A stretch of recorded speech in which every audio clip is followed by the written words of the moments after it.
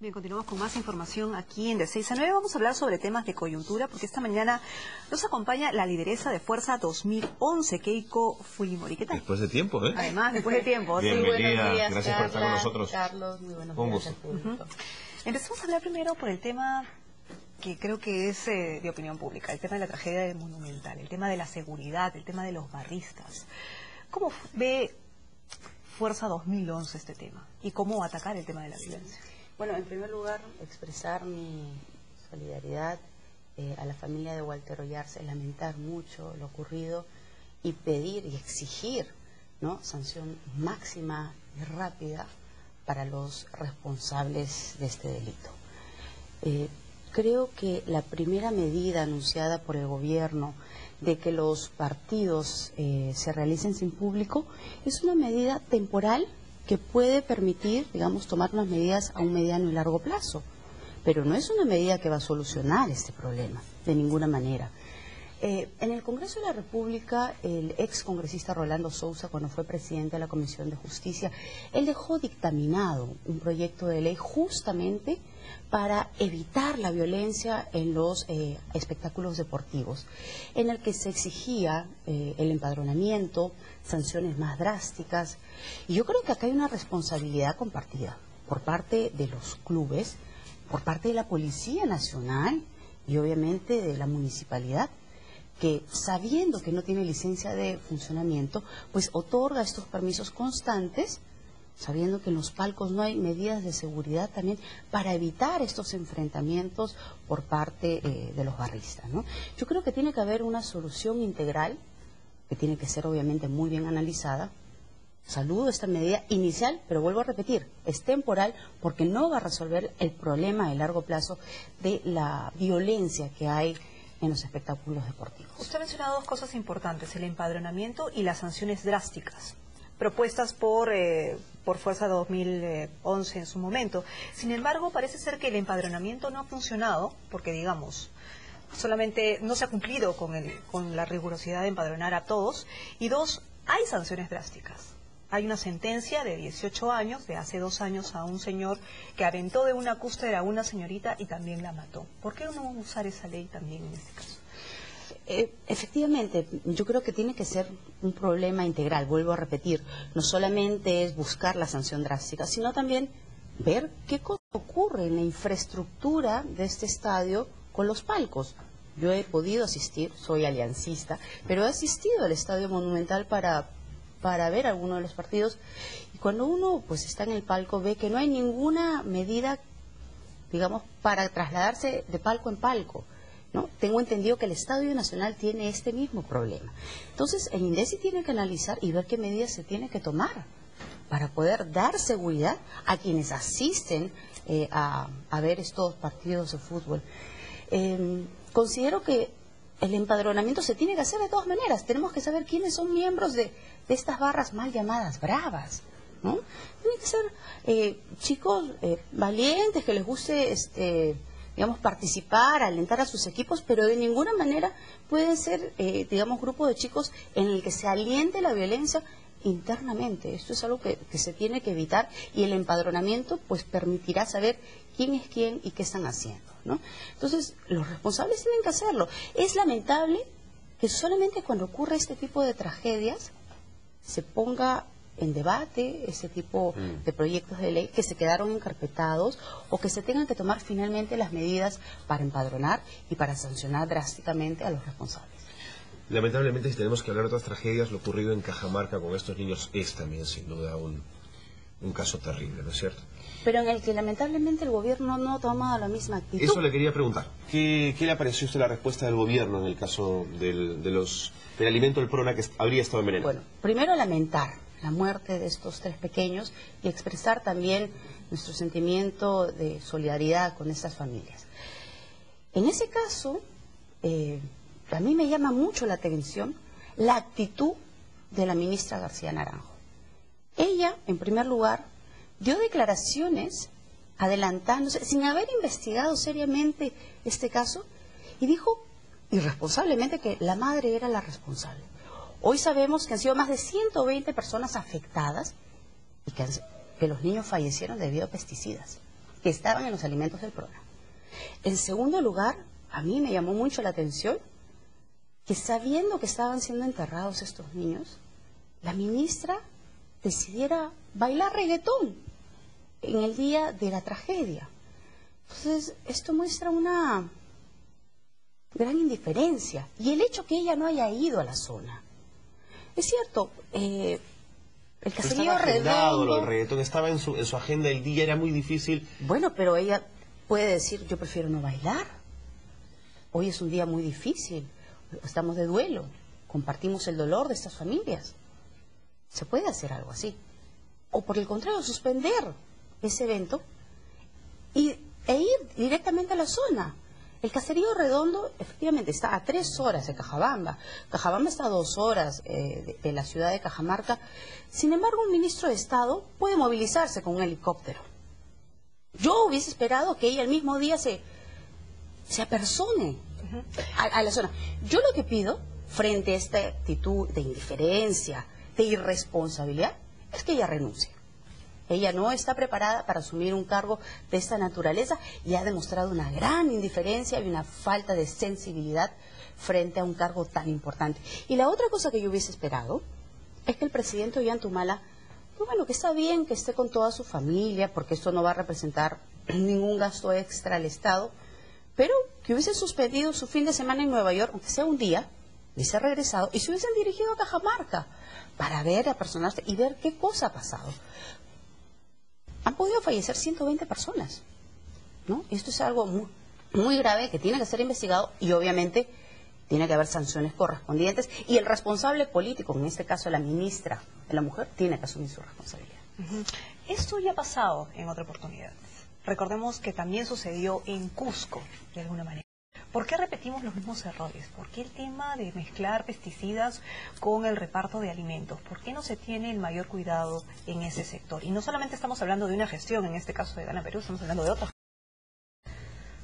Bueno, aquí hay en los que... programas sociales. Así es, aquí lo que hay que hacer es un estudio técnico de ver, digamos, la distribución, el procedimiento de cómo llegan los alimentos a cada uno de los distritos y los caseríos y las familias finalmente. Hay que hacer un análisis de cuáles son las manos por las que pasa y determinar quiénes son los responsables. Esto no puede seguir ocurriendo. Esto también es un delito y obviamente tiene que haber sanciones. O sea, el Estado no puede permitir que esto vuelva a ocurrir. En el caso de Susana Vaca, ¿es usted de la misma drasticidad? ¿Cree que la ministra Vaca debe renunciar también por los compromisos que tiene y no poder estar todo el tiempo al frente del ministerio? Mi bancada fue muy clara al exigir la renuncia de la ministra Vaca cuando pues veíamos que ella seguía priorizando sus conciertos frente a la responsabilidad de asumir un ministerio. Hoy ella ha decidido suspender sus conciertos, lo cual saludamos, y está asumiendo a tiempo completo la responsabilidad como ministra de Cultura. Yo creo que eso es importante y saludamos esta decisión. Por lo tanto, así como lo ha anunciado el congresista Rosas, se ha desistido de pedir su renuncia. Así como es tan rigurosa con el caso de la ministra de Cultura, la ministra de la Mujer y con el presidente Ollanta, ¿será rigurosa también con aquellos que pertenecen a su bancada y que están siendo cuestionados? Estamos hablando de Néstor Balqui, con una acusación de proxenetismo, y de Francisco Jama, de contaminación ambiental. ¿Qué pasa ahí con los congresistas de Fuerza 2011? ¿No fueron rigurosamente evaluados? Ellos han sido evaluados. Lamentablemente, el señor Balqui no contó la verdad, no solamente al partido de Fuerza 2011, sino al Jurado Nacional de Elecciones, al mencionar en su hoja de vida de que él había sido sentenciado por proxenetismo. Frente a esta falta de verdad, la bancada de Fuerza 2011, pues con todos los procedimientos internos, tomó la decisión de suspender al congresista. Y de ninguna manera se va a hacer un falso espíritu de cuerpo. Él tendrá que enfrentar las acusaciones que vengan en la Comisión de Ética, en la Subcomisión de Acusaciones Constitucionales, y la bancada, ustedes verán, tomarán una decisión justa. Porque nosotros consideramos que ha habido una gran falta ética al no de que él había sido sentenciado por corrupción. No es ilegal, ¿no es cierto? Porque ya había cumplido esa sentencia, por lo tanto no había la obligación de consignarlo, pero sí por un tema de transparencia. ¿No? Él, efectivamente, de acuerdo a la sentencia, ya había sido rehabilitado, pero ha habido una falta ética, y eso es algo que tampoco podemos dejar pasar. ¿Y qué pasa con el congresista Jama? Porque hace unos días estuvo su vocero, Ronaldo Rategui, y mencionó que, bueno, él estaba en un proceso de investigación, entonces a él le daban el beneficio de la duda. ¿Usted piensa lo mismo? En el caso del congresista Jama, yo creo que es importante entender, porque aquí lo que están tratando es de compararlo con el congresista que llaman Comeoro. El congresista Jama es un minero formal, no es un minero informal. Pero fue informal. Fue informal, pero se formalizó, ¿no?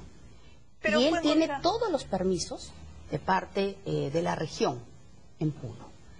Es una persona, digamos, que su experiencia puede servir justamente en la minería informal para formalizarlos. Y en el caso de él tiene un proceso de investigación fiscal, el cual está afrontando y lo seguirá haciendo. Pero no es una persona que se haya demostrado que ha cometido actos ilícitos o que esté utilizando su cargo para beneficiarse de ninguna manera. Y él ha sido bastante claro en la bancada al expresar que está dispuesto a seguir aclarando y a tener una actitud, ¿no?, totalmente diferente comparado al otro congresista llamado Comeoro. En este caso, ¿le creen que no ha contaminado el ambiente? Bueno, él tiene un proceso de investigación. Le corresponderá a la Fiscalía pues determinar si es que hay hechos o no de responsabilidad. Pero vuelvo a repetir, el congresista Jama es un minero formal. Fujimori, nos pide una pausa, pero no se vaya para seguir conversando Claro estos temas. sí. Quédense un poquito más con nosotros. No se vayan ustedes tampoco, quédense. Bien, continuamos conversando con Keiko Fujimori, lideresa de Fuerza 2011. Estamos aprovechando para hablar sobre coyuntura, sobre algunas denuncias a los congresistas de su bancada. Hablemos ahora sobre la gestión de Ollanta Humala, hasta ahora, los primeros días. La luna de miel continúa, la popularidad está en alza y digamos que ya no asusta tanto a algunas personas como a los inversionistas. Bueno, yo creo que hay la esperanza de parte de los peruanos que él haga un buen gobierno. Y yo me encuentro dentro de esos peruanos, deseándole a él éxitos, que cumpla su hoja de ruta, por supuesto, y no su plan inicial, la gran transformación. Critico la actitud poco tolerante que tuvo en una entrevista en los Estados Unidos frente a la pregunta si es que él iba a optar por la reelección. ¿Cree que le salió el soldado?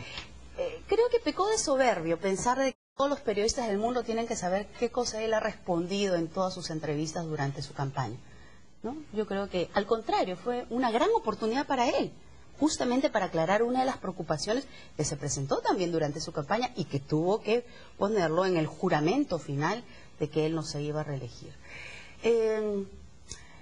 Yo creo que, digamos, las señales que él está mandando por parte de la elección de su gabinete ha sido bien recibida.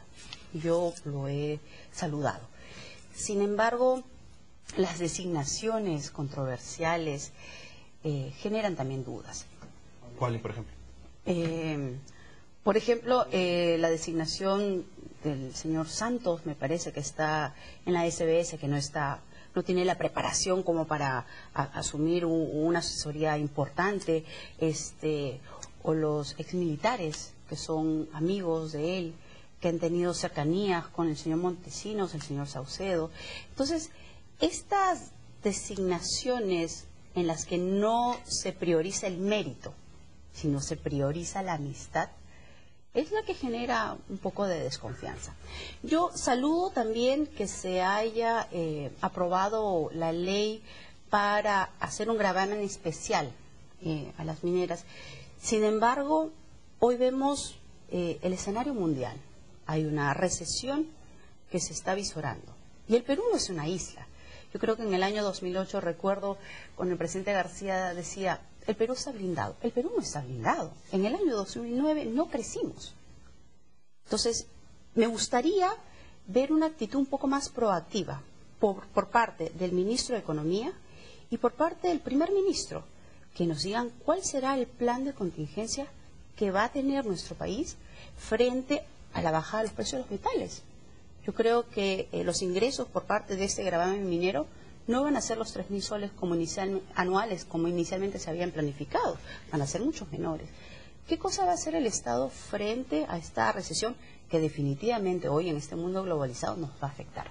Creo que falta un plan de, de anticipación frente a los riesgos y a las crisis económicas que se están avisorando. ¿Y a qué cree que se deba su popularidad tan alta en este momento? Yo creo que la popularidad sobre todo se basa a la esperanza que tienen los peruanos de que él haga un buen gobierno. Ahora, me preocupa las expectativas que él ha sembrado, ¿no? O sea, yo recuerdo claramente, por ejemplo, que una de sus grandes promesas era el balón de gas a 12 soles.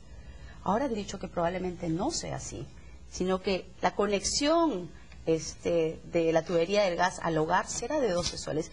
¿Qué va a pasar con toda esa gente en Cusco, en Apurímac, que pensaban que el 28 de julio de este año el balón de gas ya iba a costar 12 soles?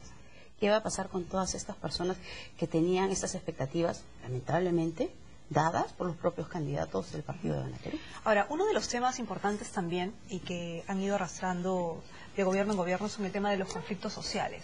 El avance de la inversión sin tener en cuenta la opinión de los pueblos afectados.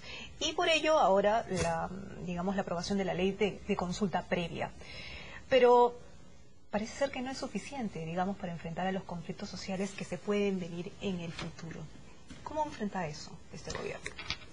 La ley de consulta previa fue aprobada por unanimidad.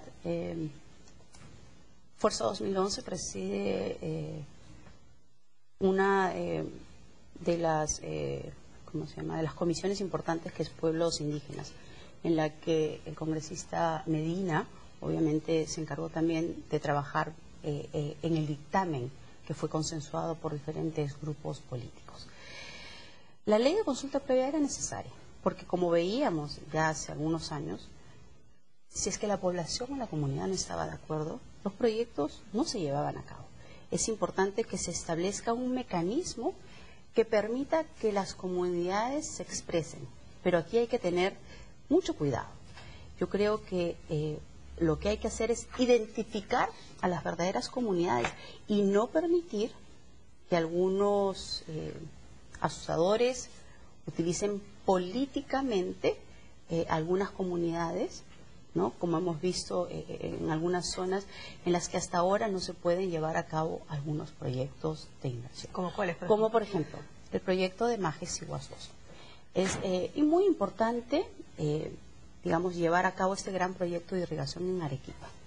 Pero también es importante informar a la población de Espinar, ¿no? De que ellos van a recibir agua. Pero lamentablemente la población de Espinar se opuso porque muchas personas, algunos dirigentes, dijeron de que el agua la iban a perder. Obviamente ellos, con todo el derecho, con justa razón, salieron a protestar. Recordemos, se perdieron 2 vidas en el Cusco, lamentablemente. Entonces, este procedimiento, la ley de consulta previa, debe permitir también darle una buena información a las comunidades para que tengan el consenso en hacer estos proyectos de inversión que finalmente van a beneficiarlos directamente a ellos. Los nuevos aires en esta nueva generación de políticos que forman parte hoy día de la bancada de Fuerza 2011 tienen la obligación probablemente de dejar atrás la imagen, ¿no es cierto?, del fujimorismo en los años 90 y su ligación con la corrupción. Sin embargo, cuando en la Comisión de Justicia votaron, o se abstuvieron, ¿no es cierto?, a la hora de votar, el tema de la imprescriptibilidad de los derechos, del derecho de acogerse a la prescripción en el caso de corrupción, ¿no es una mala señal? De los 37 congresistas, efectivamente 30 son nuevos. No han estado en política. La bancada se está consolidando y aspiramos a que poco a poco sean muchos más jóvenes que participen en Fuerza 2011. La decisión de por qué abstenerse en la Comisión de Justicia con el tema de la imprescriptibilidad en los delitos de corrupción fue porque, la posición de la bancada es que esta ley quizás no va a permitir luchar directamente contra la corrupción. Porque para luchar contra la corrupción, ¿qué es lo que debe haber? Son sanciones drásticas. Tiene que haber qué es lo que ya se está haciendo, porque los delitos de corrupción han pasado a utilizarse a través del nuevo Código Procesal Penal. Pero el que sea imprescriptible significa que en vez de que un proceso dure 10 años, pues durará 20. Lo que exigimos la sociedad peruana es que se sancione rápidamente, pero no necesariamente. No que los procesos duren tantos años. Es que, ahora, obviamente, si me permite. Sí, obviamente nosotros estamos totalmente de acuerdo en la lucha contra la corrupción, pero esto también puede ser un mecanismo de persecución política. Si me permite, pero el hecho de que no prescriban los delitos no significa que el proceso va a durar año tras, no necesariamente. Más bien da un rango de que efectivamente no se archiven, no se pasen los años y se deje atrás y ya no me acuerdo más del delito. Caso García. O sea, en el caso García vino y bueno, postuló nuevamente a la presidencia y no tuvo mayor problema. Eso es lo que se está tratando de evitar, no alargar el proceso. Hoy en día... Pero no es un mal símbolo, digamos, para Fuerza 2011 sobre todo, tratando de desvincular de la época de corrupción del régimen de Alberto Fujimori. Hoy en día, lo que, digamos, un proceso anticorrupción puede durar 10 años, pregunto yo. ¿Se necesita más de 10 años para encontrar culpable a una persona? Yo sí saludo la decisión de luchar frontalmente a la corrupción y nosotros apoyaremos. Pero eso debe significar buscar sanciones drásticas, mecanismos de prevención, trazabilidad en las decisiones que se tomen dentro del Estado y obviamente sanciones más drásticas para los funcionarios. Sobre el tema de la Universidad Católica, si usted tuviese que ponerse de parte de alguien, de parte del cardenal Cipriani, de parte de la universidad, su corazón ¿hacia dónde va? Bueno, y su razón también. La creación de la universidad fue una decisión hecha por laicos, pero con el objetivo de que sea una universidad católica y pontificia. Pontificia quiere decir papal, ¿no? Entonces, desde sus inicios, esta universidad fue creada con esos objetivos y yo creo que así se debe mantener. Yo lamento que este conflicto legal pues haya llegado ya incluso a politizarse y que hayan llegado, digamos, a utilizar muy malas palabras en contra de la persona y la autoridad máxima de nuestra Iglesia Católica. Yo espero que esta universidad se mantenga como fue creada, católica y pontificia. Muy bien. Muchísimas gracias por haber estado aquí en De 6 a 9 y hemos conversado de todo un mucho, poco, sí. de todo un poco, ¿no? Gracias a ustedes por la oportunidad. Se mantiene, ¿sabe? En el caso de Cecilia Chacón, me enteré hace poquito que sigue internada, ¿no es cierto? Sí, ella acaba de dar, le acaban de dar de alta. Ayer, qué bueno. Ha estado muchas tiempo? semanas hospitalizada. Todavía está en reposo. Aprovecho para mandarle muchos saludos.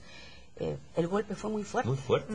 Fue, digamos, una gran irresponsabilidad también por parte del presidente del Congreso hacer este pleno descentralizado sin una mínima organización. Pero a los siqueños les gustó la idea, ¿eh? Por supuesto que a los siqueños les ha gustado que hayan 130 representantes del Congreso que estén cerca de ellos, pero esto no puede volver a ocurrir, no puede volver a ocurrir este tipo de accidentes. Hoy fue la congresista Cecilia Chacón, gracias a Dios no llegó a mayores, pero fue un golpe muy fuerte pero que pudo afectar a otras personas. Pero bajo ese argumento nosotros podemos percibir que se está preocupando más por los 130 representantes del Estado y más no por la población que está esperando sus demandas. A ver, ¿cuál es la posición de Fuerza 2011 frente a los plenos descentralizados? Nosotros saludamos que hayan representantes del Congreso que vayan a las provincias. Eso es bien importante, como lo que se está haciendo ahora en las semanas de representación. Sin embargo, no tienen que ir los 130. Yo lo que he sugerido al presidente del Congreso es que vaya el presidente del Congreso a la mesa directiva, los presidentes de comisiones y los congresistas representantes de esa región. Un grupo más pequeño. Serán 30 personas, nada más. Pero la población también tiene que entender que el Congreso de la República no puede resolver todos los problemas de agua, desagüe y titulación. Pero sensibiliza. Sí, pero los responsables son los ministros y ellos son los que deben hacer gabinetes descentralizados. ¿Show político? ¿Le pareció un show político? No, yo creo que ha sido importante que los congresistas se acerquen. Yo he conversado con mis congresistas, ellos han asistido. Los gastos efectuados por por los congresistas, en el caso de nuestra bancada, han sido asumidos por cada uno de ellos, no significa un gasto para el Estado, ¿no? Muchas gracias. Muchísimas gracias. Ha sido un gusto darle el programa. Gracias. Como usted quiera. Conversamos con Keiko Fujimori, lideresa de Fuerza 2011, sobre temas de coyuntura. Por supuesto, hacemos una pausa.